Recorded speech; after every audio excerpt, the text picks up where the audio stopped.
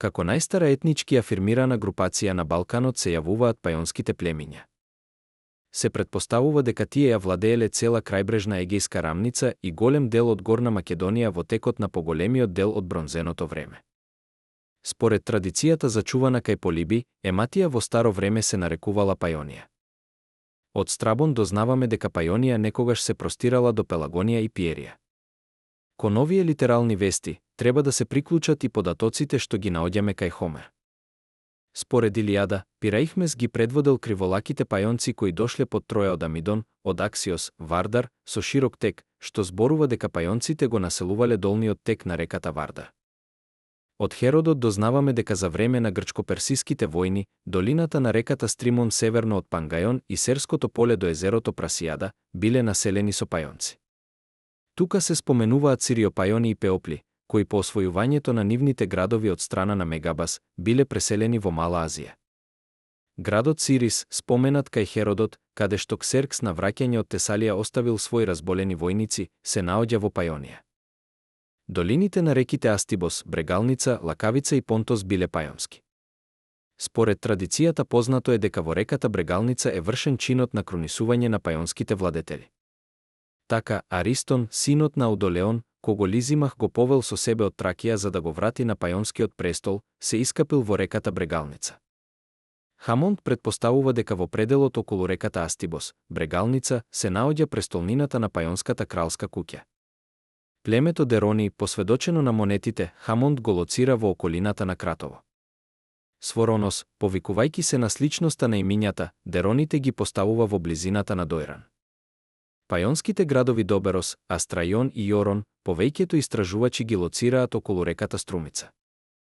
На север, околу изворите на реката Струма и нејзините притоки, се споменуваат пајонските племиња Агријани и Лајеј, на чија територија се наоѓале градовите Пауталија и Перинт. Кога Ситал го превзел походот кон Македонија во 429 година пред наша ера, овие племиња се наоѓале под негова власт. Кога во 335 година пред наша ера Александар III на враќање од Дунав, поминал преку земјите на Агријаните и Пајоните, тој најверојатно одел по патот на Сердика, преку Пауталија, која во тоа време била во пајонски раце. Што се однесува до северната граница на Пајонија, односно на територијата населена со пајонци северно од Билазора, ситуацијата не е сосема јасна. Билазора, која според традиционалното мислење се наоѓала кај Велес, во 2006 година е пронајдена Билазора на локалитетот градиште кај Свети Николе, се зема како најсеверниот град во Пајонија. Долината на Аксиос, Вардар, определена на север со клисурата кај Велес, а на југ со клисурата кај Демир Капија, влегувала целосно во составот на Пајонија. Градот Билазора, Полибий го опишува како погодно ситуиран во поглед на патиштата што воделе од дарданската територија кон Македонија. Во врска со овој проблем Хамонд дава коментар, кој се совпаѓа со нашето мислење, па поради тоа ќе го изнесеме во поскратена верзија. Откако Филип V во 217 година пред наша ера ја зазел Билазора, имал контрола и на главниот влез од Дарданија кон Македонија. Обично се смета дека Билазора била на границата кон Дарданија. Меѓутоа, ако се земе во предвид дека Билазора бил најголем пајонски град во 217 година пред наша ера, скоро е сигурно дека таа се наоѓала повеќето кон центарот отколку кон периферијата на Пајонија. Најјасни индикации за простирањето на пајонската територија кон север дава Страбон. Наведувајќи го Полибий, тој вели дека Балканскиот полуостров е еден правоаголник, поставен од врвот на Јадранското море и реката Дунав и поделен на два дела преку линијата на Илирски, Пајонски и Тракиски планини. Планините се опишани како паралели со Дунав. Тоа се всушност високата верига на северна Албанија до Шар планина, Илирски планини, Црна гора и Козјак, Пајонски планини, Родопи и Хемус, Тракиски планини. Овој опис не би одговарал ако северната граница на Пајонија ја поставиме кај Билазора, бидејќи Пајонија морала да ја има географската ширина на Шар планина. Така Хамонд, Скопско-Кумановскиот базен го сместува во рамките на Пајонија. Томашек верувал дека земјите јужно од Шар планина, Скопска Црна гора, Руен и Козјак, чинеле дел од старото Пајонско кралство. Слични мислења имаат изнесено и други истражувачи, така Меј, Скопско, Кумановската област, како и регионот на Косово и Метохија, ги смета како Илирско, Пајонски. Ова мислење тој го базира врз бројни наоди на дамастионски монети, за кои веќе е установено дека според типот и стилот се исти како пајонските. Повикувајќи се на истиот аргумент, Мак смета дека регионот на Скопје и Куманово до базенот на Кратово представувал централен дел на Пајонија и дека тој не би можел да им припаѓа на Дарданите пред средината на 3 век пред наша ера. Што се однесува до територијата западно од Аксиос, Вардар, во науката е изнесено мислењето дека, уште во втората половина на 6 век пред наша ера кога достигнале најголема моќ, пајонците го прошириле своето владење над Пелагонија и Хераклеалинг. Од изложеново произлегува дека пајонците, било да се означени под името пајонци или како поединечни пајонски племиња, сириопајони, пеопли, агријани, лајаи, дерони, добери, астраи или јори, во периодот на Тројанската војна и долго време по неа ја населувале територијата што во општи рамки може да се дефинира на север од граделичката клисура до Пела и до утоката на Вардар на југ и од реката Струма на исток до Пелагонија на запад, вклучувајќи го целиот тек на Аксиос, Вардар. Во текот на овој период, до почетокот на класичната епоха, под притисок на македонците од југ, а подоцна на Дарданите од север, пајонската територија е значително стеснета. Така долниот тек на Вардар, подоцнежна Афестида, влегол во составот на кнежевството на Филип II. На север Скопско-Кумановскиот регион од околу средината на 3 век пред наша ера е дардански, а нешто потоа на исток, на сметка на пајонците, се шират тракиските племиња Дантелети и Меди. За периодот на историјата на Пајонија до доаѓањето на Филип II на власт во Македонија, податоците што ни стојат на располагање во античките извори можат да ни послужат главно за определување на просторот што во општи рамки го заземале пајонците, како и нивните поместувања предизвикани претежно од притисокот и ширењето на соседните народи. Прв помен на пајонците го среќаваме кај Хомер. Според Илијадата, пајонците учествувале во Тројанската војна и се бореле на страна на кралот Приам. Од пеанот за абдерите кај Пимдар, дознаваме за судир кој се одиграл помеѓу жителите на Абдера и пајонците. Абдерите успеале, се вели во пеанот, да им се спротистават на пајонските стрелци и да ги потиснат од другата страна на Атос, имајќи предвид дека градот Абдера се наоѓа поисточно, на тракиска територија. Можеме да претпоставиме дека се работи за напад на градот кој имал грабежнички карактер. Настанот не е временски определен, но со голема веројатност може да се постави пред персиските освојувања. Кај Херодот е зачуван податокот дека пајонците, уште пред походот на Дари и Мегабас, го нападнале градот Перинт и му нанеле голем пораз. Врз основа на овој податок, некои научници сметаат дека пајонците во тоа време го држеле тракиското крајбрежје и дека тогаш можеле да водат борби со градот Перинт. Хамонд оди уште подалеку и заклучува дека по 550 година пред наша ера пајонците се јавуваат како најмоќен народ во овој регион.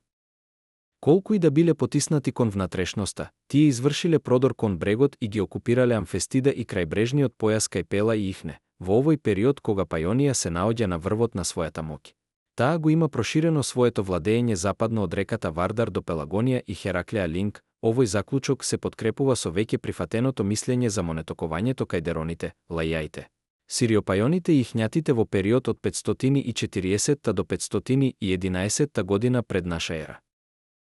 Во врска со походот на Мегабас против Тракија, Херодот раскажува за нападот на персиската војска против пајонските градови и преселба на некои пајонски племиња во Мала Азија. Имено, кога пајонците разбрале дека војската на Магабас се упатила кон нив, тие ги собрале своите сили за да го заштитат влезот на земјата од кај морето. Меѓутоа персиската војска тргнала по горниот пат, ги нападнала и освоила пајонските градови, тогаш останати без заштита. Кога пајонците разбрале дека градовите им се завземени, се распрснале, така што секое племе се вратило во својата област и се предало. Така биле преселени во Мала Азија пајонските племиња сириопајони и пеопли. Според соопштението на Херодот, дека во време на Ксерксовиот поход пангејските рудници ги користеле пиерите, одомантите и сатрите, се претпоставува дека пајонците биле ослабнати од походот на Магабас, кој го искористиле внатрешните тракиски племиња одомани и сатри и се населиле дури до планината Пангајон. Пред да го превземе походот против Македонија во 429 година пред наша ера, одрискиот цар Ситалк успеал да покори некои пајонски племиња, веројатно околу изворите на Струма. И тогаш неговото царство се простирало до Граите и Лајаите и до реката Стримон, од каде почнувала земјата на независните пајонци. Овој податок укажува дека пајонците пред тоа живееле источно од Струма. Подоцна пајонците кои биле под власт на Ситалк, учествувале во походот на тракијците против Македонија. Кацаров предпоставува дека по смртта на Ситалк пајонците повторно ја стекнале својата независност. Хаотичната состојба што настанува во Македонија по смртта на Пердика во 359 година пред наша ера, пајонците ја искористиле и упаднале во Македонија. Макар што скудноста на податоците не дозволува да се определи карактерот на овој настан, ние можеме да претпоставиме дека не се работи само за грабежнички поход, туку дека тој имал подлабоки корени. Како што истакнавме веќе, Пајонија била значително стеснета кон север. Макар што овој настан е временски значително оддалечен од времето кога Пајонија се простирала далеку на југ, изгледа дека пајонците никогаш не се откажале од претензиите за територијата што порано ја поседувале. Па состојбата настаната по Пердика III веројатно сакале да ја искористат и да вратат дел од својата земја. Во времето на овој настан како цар на пајонците се споменува Агис, при чие владење веројатно е извршено обединувањето на пајонските племиња. Меѓутоа, Кацаров со право истакнува дека барем некои племиња веројатно и пред Агис биле организирани во одделни кнежевства. Откако ја зацврстил својата власт, Филип II сакал да ја осигура северната граница на Македонија. Во 358 година пред наша ера кога Агис починал, Филип навлегол во Пајонија и ја приморал на послушност. Немногу време по овој настан на Пајонскиот престол го среќаваме Ликпеј, 359 до 340 година пред наша ера, кој издавал монети со своето име, што зборува дека Пајонија во негово време била независна. Јакнењето на Филиповата моќ и опасноста што им се заканувала од Македонија ги натерале соседните народи да склучат сојуз против Филипа. Во овој сојуз била вклучена и Атина. На еден фрагментиран надпис откриен во Атина се споменува договор склучен во 356 година пред наша ера, помеѓу Атина од една страна, тракискиот Кетрипор, пајонскиот Ликпеј и илирскиот Граб од друга. Според договорот атињаните се обврзале да водат борба против Филип во согласност со Кетрипор и да не превземаат никакви чекори без знаење на Кетрипор, но Филип успеал да ги победи сојузниците одделно, уште пред тие да ги соберат силите за заедничка борба. Според Демостен, по вториот поход против тракискиот цар Керсоблепт, во 352 година пред наша ера, Филип повторно војувал со пајонците. По Ликпеј, на пајонскиот престол го среќаваме Патрај, 340 до 315 година пред наша ера. Како што се забележува, тој е современик на Филип II и Александар III. За односите помеѓу Пајонија и Македонија немаме многу податоци. Знаеме само дека Александар, на враќање од Дунав по походот против трибалите во 335 година пред наша ера, поминал преку земјата на агријаните и пајонците, тука царот на агријаните, Лангар, кој бил во добри односи со Александар, уште додека Филип бил жив, му ја понудил својата помош за борбата против аутаријатите, зашто Александар богато го наградил и му ја ветил сестра си Кина за жена. Но набрзо потоа Лангар починал. Патрај ковал сребрени драхми и тетрадрахми. Представата на коњаник врз соборен непријател на реверсот секако ја символизира пајонската моќ за соседните држави. Меркер смета дека оваа сцена ја прикажува епизодата од борбата на Аристон и Сатрапатес кај Гаугамела, кога персиски водач паѓа по ударите на пајонскиот предводач. Подоцна, кога Александар го презел походот кон Азија, во неговата војска учествувала пајонската лесна коњаница, предводена од Аристон, за кого се предпоставува дека припаѓал на пајонската кралска куќа. Хамонд истакнува дека пајонската лесна коњаница, макар што била мошне малобројна, 300 до 600 лица, играла значителна улога во армијата на Александар, особено во борбите кај Гаугамела. Таа била единствена воена единица предводена од свој собствен предводач, Аристон. Овие податоци укажуваат на тоа дека Пајонија за време на Александар се наоѓала во доста добри односи со Македонија. Набрзо по смртта на Александар, според мислењето на Меркер, Пајонија се ослободила од македонскиот суверенитет и стекнала полна независност. Сребрените тетрадрахми со името на владетелот Бастареос, најдени заедно со монетите на Патраос, Хит ги препишува на племе во рамките на Пајонија, а за Бастареос смета дека требало да биде современик на Патраос. Уште еден владетел познат од монетите, Никархус, инаку непознат во историјата, Хит го смета како современик на Патрај. Според монетните наоди од Режанци, Фол заклучува дека кралот Диплај владеел во Пајонија по Патрај. По смртта на Патрај, во времето кога се водат борбите помеѓу дијадосите, на пајонскиот престол се наоѓа Аудолеон 315 до 286 година пред наша ера. Во првите години од своето владење, Аудолеон се наоѓал во добри односи со Македонија. Кога во 310 година пред наша ера, Пајонија требало да се бори против аутаријатите, кои навлегле на нејзина територија, Касандар му претакнал на помош на Аудолеон, со тоа што дозволил 20.000 аутаријати да се населат кај планината Орбелос. Подоцна, кога на македонскиот престол се наоѓа Деметри Полиоркет, чијашто политика за враќање на македонската моќ од времето на Александар III ги заплашувала соседните држави, Аудолеон го среќаваме во сојуз со Лизимах, Толемеј, Селеук и Пир, а исто така Аудолеон одржувал добри односи и со Атина. За помошта што тој им ја укажал на атињаните дознаваме од едно решение на Атинското народно собрание од 289 година пред наша ера, со кое се искажува благодарност на атињаните за тоа што го направил Аудолеон за Атина, која од своја страна го пофалува и му доделува златен венец. На Аудолеон и неговите наследници му било доделено и атинско граѓанско право и му била подигната на плоштадот бронзена конјаничка статуа. И во овој надпис, а и на монетите, Аудолеон се наоѓа со титулата Басилеус, со која се удостоил во 306 година пред наша ера, по углед на диадосите. По смртта на Аудолеон, неговиот син Аристон бил прогонет од земјата. Сакајќи да ја искористи оваа прилика и да завладее со Пајонија, Лизимах му помогнал на Аристон да се врати на пајонскиот престол. Но подоцна и тој го прогонил од земјата, па Аристон бил принуден да се засолни кај Дарданите, а Лизимах ја завладеал Пајонија. Макар што во изворите нема сигурни потврди, се чини дека во времето на келтската наезда од 279 година пред наша ера и известно време по неа, на пајонскиот престол се наоѓа кралот Леон, за овој владетел не знаеме многу. Посведочен е во изворите и надписите, како и на монетите кои што содржат негово име. Леон владеел со Пајонија, кога таа опустошена од четите на Брен и Акихори се наоѓала во тешка положба. Во негово време во Пајонија не се ковани сребрени монети. За кралот Дропион, син на Леон, известени сме нешто повеќе. Од Паузани дознаваме дека Дропион му посветил на Делфи бронзена глава од бизон. На еден надпис од Олимпија, врежан во постамент на конјаничка статуа, Дропион е посведочен како син на Леон, крал на пајонците и основач. Надписот од Делфи соопштува дека Дропион, крал на пајонците, му посветил статуа на Аудолеон спрема советот на питискиот Аполон. Врз база на овој надпис, се заклучува дека Дропион бил современик на Деметри II и на Антигон Дозон. На тамошните настани не дозволуваат да се претпостави дека продолжила пајонската кралска династија.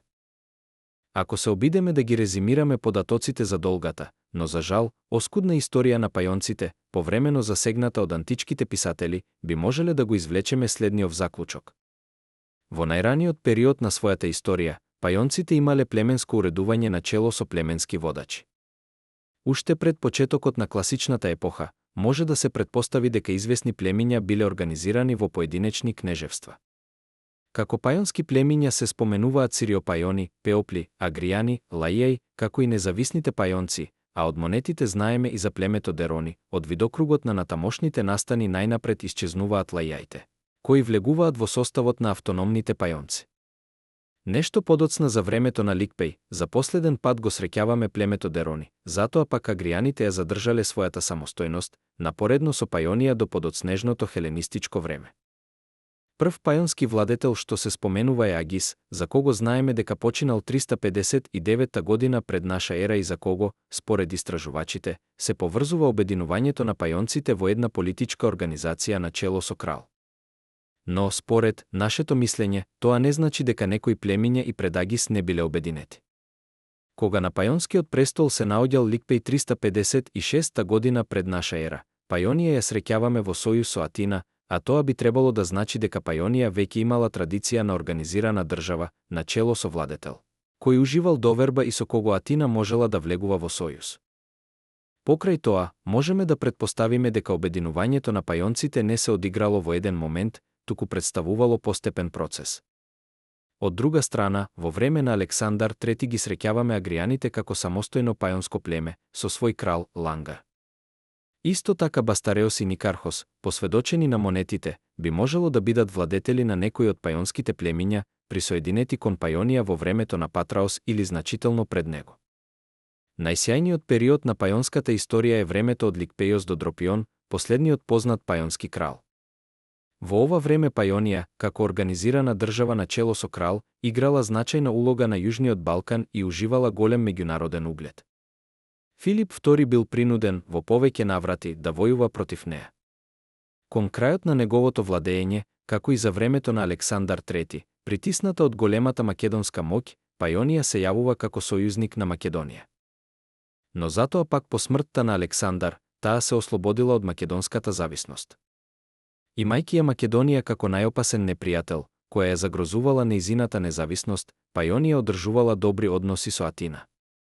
По смртта на Удолеон, Пајонија станува поприште на борби што излегуваат од аспирациите на соседните земји и народи за освојување на нејзината територија.